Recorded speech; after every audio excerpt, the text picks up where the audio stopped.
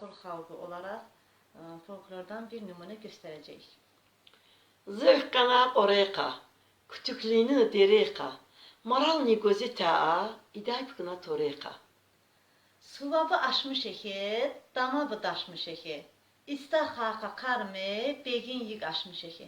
Çarana eş bukkani, qabıq qışız ıkkani, içeşine micagna, yizdi nevas yıkkani. Mahallena qavali, tambır zasta kavali. Qırqın içer qadebu, istağısta savali.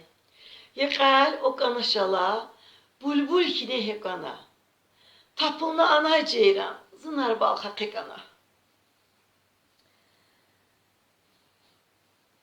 Ah kalka kuşa bayle, ah kalka kuşa bayle. Ceyranım ceyranım çocuğunu kağız kadayle.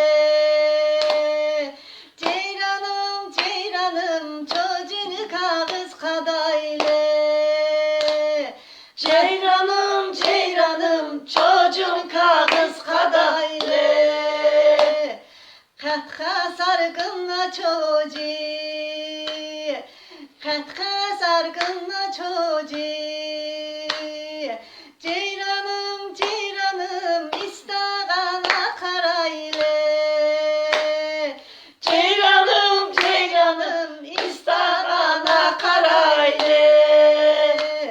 Yahkançı avu biçer, yahkançı avu biçer.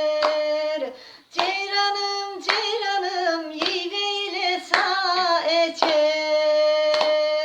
Ceyranım ceyranım yemeyle sağ içer. Nime gami cabayı, nime gami cabayı. Ceyranım ceyranım içtiği kışın içer. Ceyranım ceyranım içtiği kışın içer. Ceyranım Ceyranım içtiği kışın içer.